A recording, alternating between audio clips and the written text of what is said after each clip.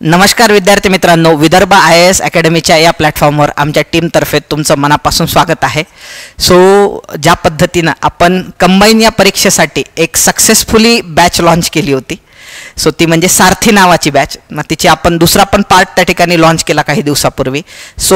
आता राज्यसेवेची पण परीक्षा त्या ठिकाणी पुढे गेली आहे. मधात राज्यसेवेला वेळ कमी होता म्हणून आम्हाला तो इनिशिएटिव्ह लॉन्च करता आला नाही, पण आता राज्यसेवेची परीक्षा ही निवडणुकीच्या कारणास्तव आयोगाने पुढे ढकललेली आहे. त्यामुळे आपल्याकडे आता वेळ आहे. आता त्यातल्या त्यात कसं होतंय की भरपूर विद्यार्थी परीक्षा पुढे गेल्यामुळे थोडेसे रिलॅक्स होऊन जातात आणि मग त्याचा फटका लॉंग टर्ममध्ये त्यांना बसतो. हा सगळ्या गोष्टींचा विचार करून तुमचा डिसिप्लिन वेनी अभ्यास झाला पाहिजे. याच्यासाठी आपण राज्यसेवेच्या विद्यार्थ्यांसाठी पण एक नवीन बॅच घेऊन येतोय, ज्याच्यासाठी सगळे विद्यार्थी रिक्वेस्ट करत होते राज्यसेवेची. त्याला नाव दिलेलं आहे आपण अंतिम बॅच. अंतिम बॅच का बरं नाव दिलेलं आहे? कारण आता हा शेवटचा अटेम्प्ट आहे, म्हणजे जुन्या पॅटर्ननुसार शेवटचा अटेम्प्ट आहे. त्यामुळे त्याच पद्धतीनं म्हणजे ते एकदा असतं ना, ते तुम्ही मूवी पाहिला असेल म्हणजे कदाचित, तो मिल्खा सिंग, त्याच्यात म्हणते त्याला एक जण चॅलेंज करत असतो, पाकिस्तानचा कोच. तो काय चॅलेंज करतो की बाबा ये तुम्हारी आखरी रेस हो सकती है. तर तो त्याच्यावरती उत्तर देतो मिल्खा सिंग की दौडूंगा भी वैसे ही. म्हणजे तसंच आहे की आपली ही अंतिम परीक्षा आहे आणि आपल्याला परफॉर्म पण त्याच पद्धतीनं करायचं. त्यामध्ये कमी नाही आली पाहिजे, डिसिप्लिन राहिले पाहिजे. यासाठी आपण एक नवीन बॅच त्या ठिकाणी सुरू करणार आहे. ती बॅच काय आहे हे एक्सप्लेन करून सांगण्यासाठीच मी या ठिकाणी तुमच्या पुढं आलेलो आहे. एक मी जी आहे आमची ही पूर्ण टीम तुमच्या सोबत असणार आहे त्याच्यामध्ये, आणि याच्यामध्ये मी एक आता त्या बॅचमध्ये काय असेल, कशी असेल, हे जे तुम्हाला प्रश्न पडत आहेत म्हणजे त्याचं 1 बाय 1 मी निराकरण करायला सुरुवात करतोय. धन्यवाद टीम. बघा आता ही बॅच काय आहे, आता म्हणजे एक आपण त्याच्यामध्ये मी फळ्यावरती लिहिलेलं आहे. आता एक आपण त्याच्यामध्ये डिस्कस करायला सुरुवात करू. बघा, सर्वात पहिलं म्हणजे राज्यसेवा परीक्षेसाठी जे अनुशासन आपण म्हणतो, डिसिप्लिन ज्याला म्हणतो आपण, तो राहावा. म्हणजे होते असं की भरपूरदा म्हणजे विद्यार्थी काय करतात, प्रिपरेशन करत असतात आणि डेडिकेटेडली करतात, पण होते असं की आता सिलेबस एवढा व्हास्ट आहे, म्हणजे साधा इतिहास जरी म्हटलं आपण तर त्यामध्ये प्राचीन भारत आहे, मध्ययुगीन भारत आहे. नाही म्हटलं तरी 3 क्वेश्चन प्राचीनवर येतात, 2 क्वेश्चन मध्ययुगीनवर येतात, आधुनिकवर 10-12 येतात. महाराष्ट्राचा इतिहास त्याच्यामध्ये 1-2 मार्काला 1-2 क्वेश्चन त्यामध्ये येत असतात. तसंच समाजसुधारकावर प्रश्न येतात. म्हणजे इतिहासच एवढा मोठा व्हास्ट सब्जेक्ट आहे किंवा एवढा जास्त व्हास्ट असणारा तो सब्जेक्ट आहे. त्यानंतर भूगोल आहे, त्याच्यामध्ये भारताचा भूगोल, जगाचा भूगोल. मग त्याच्यात काय होते, हे सगळं प्रिपरेशन करत असताना कुठं प्राचीन मध्ययुगीन एखाद्या वेळेस राहून जाते, किंवा ह्या सगळ्या गोष्टींचं प्रिपरेशन करताना पर्यावरण कुठेतरी सुटून जाते. मग ते सुटून गेल्यामुळं आता त्याचा परिणाम, त्याचा परीक्षेत खूप जास्त प्रभाव पडत नसतो पोरांना, बरं का. मेन प्रॉब्लेम काय होते, आपला कॉन्फिडन्स आणि मॉरल डाऊन होते. अरे यार, सगळ्यांनी तर प्राचीन भारताचा अभ्यास करून चाललेला आहे, आपण तर प्राचीन भारत वाचलंच नव्हतं. मग त्या डिमॉरलायझेशनमध्येच पेपरमध्ये म्हणजे एक खिन्न मनाने जर गेलो तर आपल्याला फटका बसण्याचे चान्सेस जास्त असतात. तो फॅक्टर होऊ नये म्हणून एक शेड्यूल बनवून देण्यासाठी तुम्हाला, त्यामध्ये तुम्हाला दिवसाचा शेड्यूल बनवून देणार आहे, आठवड्याचा शेड्यूल बनवून देणार आहे, आणि ते म्हणतो ना आपण त्याला बर्ड आय व्ह्यू की बाबा महिनाभराचा. आणि 2-3 महिन्यामध्ये जेव्हा एक्झाम होईल, आपण असं कन्सिडर करू की 2 ते 3 महिन्यामध्ये, 2.5-3 महिन्यामध्ये तुमची एक्झाम व्हायला पाहिजे. ह्या 2 ते 2.5 किंवा 2.5 ते 3 महिन्यामध्ये आपल्याला पूर्ण सब्जेक्ट कशा पद्धतीनं कव्हर करता येईल, यासाठी म्हणून त्या ठिकाणी ही बॅच आणि हा शेड्यूल त्या ठिकाणी आम्ही तुमच्यासाठी घेऊन आलेलो आहे. पुढं तेच याच्यामध्ये जे सांगण्यात आलेलं आहे दुसरा पॉईंट की वेळेपर्यंत सर्व विषयांचा, महत्त्वाचं म्हणजे काय, समतोल अभ्यास झाला पाहिजे. भरपूर जण विद्यार्थी जे आहे ते कम्फर्ट झोनमध्ये राहून अभ्यास करतात. म्हणजे त्यांना जर इतिहास विषय आवडला तर ते इतिहासावर PhD करतात, मग त्यामध्ये विज्ञानाला फटका बसतो त्याचा, किंवा मग सायन्स विषयाला फटका बसतो, किंवा एखाद्याला विज्ञान विषयामध्ये खूपच इंटरेस्ट आहे लक्षात, तर ते विज्ञानच करतात. म्हणजे त्यामध्ये इतिहासाकडे, भूगोलाकडे ते दुर्लक्ष करतात. असं होऊ नये.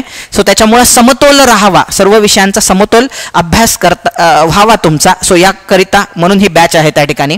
त्याच्यामध्ये तुम्हाला काय केलं जाणार आहे, नियोजन अकॅडमी काय करणार आहे, तुम्हाला स्लॉट बनवून देणार आहे दिवसातले. मला असं वाटते जिथपर्यंत याच्यामध्ये 3 स्लॉट आहे, मी इथं लिहून देतो, म्हणजे इन जनरल लिहून देतो की दिवसातल्या याच्यामध्ये तुम्हाला 3 स्लॉट अकॅडमी बनवून देणार आहे. त्याचं वेळ वगैरे तुम्हाला त्या बॅचमध्ये सगळं मिळून जाईल. स्लॉट 1 असणार आहे, हा जवळपास 2.5 ते 3 तासाचा स्लॉट असणार आहे. दुसरा एक स्लॉट असणार आहे ज्यामध्ये दुसरा एक सब्जेक्ट राहील, तो पण जवळपास 2.5 ते 3 तासाचा तुमचा स्लॉट राहील. आणि तिसरा जो स्लॉट राहणार आहे ॲक्च्युली तो नवीन विषयाचा नसून याच विषयाशी धरून जो एखादा छोटा भाग आहे त्या विषयातला त्याला आपण स्लॉट 3 मध्ये टाकणार आहोत. तो पण तुमचा 2.5 ते 3 तासाचा असणार आहे जवळपास. येतं लक्षामध्ये. म्हणजे समजा जर तुम्ही पॉलिटी करताय तर मग ह्या स्लॉट 3 मध्ये तुम्हाला पंचायत राज विषय राहील. जर तुम्ही इतिहास करताय तर त्याच्यामध्ये समाजसुधारक हा पोर्शन स्लॉट 3 मध्ये राहील. सो याचे वेळ कसे असणार आहे ते तुम्हाला बॅचेसमध्ये सर्व मिळून जाईल म्हणजे त्या ठिकाणी. सो हे 3 स्लॉट अशा पद्धतीनं त्या ठिकाणी असणार आहे. पुढे जाऊया आपण. त्याचबरोबर जे सीसॅटचा मुलांचे खूप वांदे असतात आणि दुसरं म्हणजे चालू घडामोडी.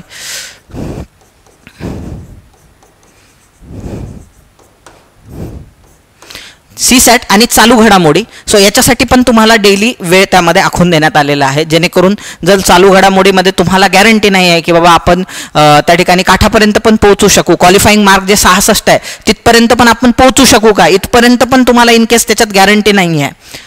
तर तो विषय पण तुमचा हाताळला गेला पाहिजे डेली. चालू घडामोडीचा डेली अभ्यास झाला पाहिजे. सो यासाठी म्हणून तुम्हाला असा डेली शेड्यूल राहील. रोज संध्याकाळी म्हणजे संध्याकाळी आता त्याचा वेळ पण तुम्हाला सांगितला जाईल. लाईव्ह सेशन राहणार आहे अर्ध्या तासाचं, जवळपास अर्ध्या तासाचं तुमचं त्याच्यामध्ये लाईव्ह सेशन राहणार आहे.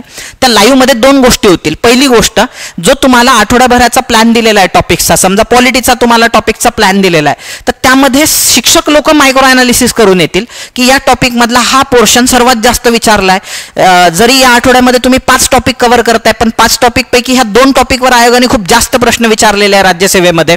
सो असं अनालिसिस तुम्हाला ते अर्ध्या तासात ते शिक्षक येऊन देतील, म्हणजे जी आता आमच्या टीममध्ये होती. येतं लक्षामध्ये.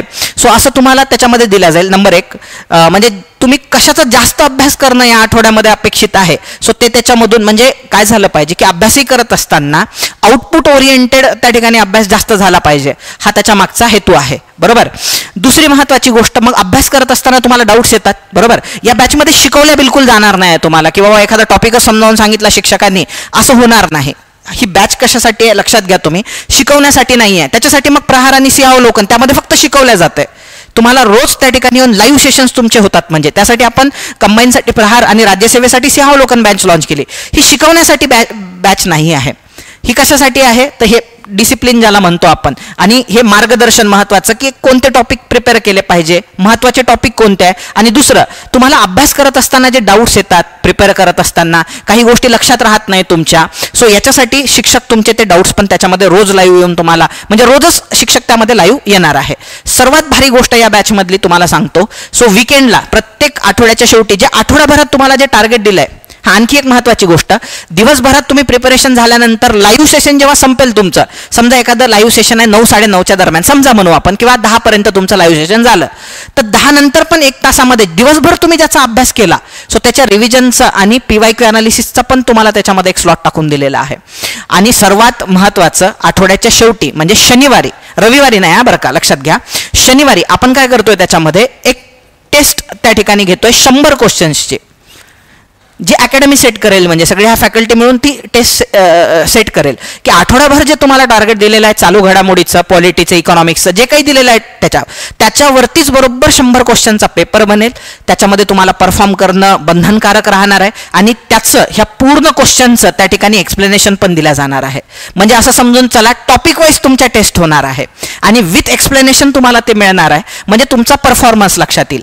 त्यानंतर संडे हा तुम्हाला पूर्ण फ्री दिलेला आहे. त्याचं कारण असं आहे की भरपूर लोक टेस्ट सिरीज लावलेल्या असतात पहा, त्याचे एक्सप्लेनेशन पाहायचे असतात किंवा प्लॅन्स असतात संडेचे विद्यार्थ्यांना, सो त्याच्यासाठी आपण संडे ऑफ दिलेला आहे. दुसरी महत्वाची गोष्ट, आता कसं असते, एखाद्या विद्यार्थ्यांनी पंचायत राजला हातच लावलेला नसतो, प्राचीन भारताला हातच लावलेला नसतो किंवा एन्व्हायरमेंटला हातच लावलेला नसतो, आणि आठवड्याभरात जरी आपण म्हटलं की प्रत्येक स्लॉटमध्ये आपण 3-3 तास मिळाले, परंतु 3-5 15 तास पण त्याला ते कमी पडतात तो टॉपिक कव्हर करायला. तर मग संडे ऑफ असल्यामुळं जो वीक राहून गेलेला आठवड्याभरातला पोर्शन आहे तो तुम्ही संडेमध्ये कव्हर करू शकता.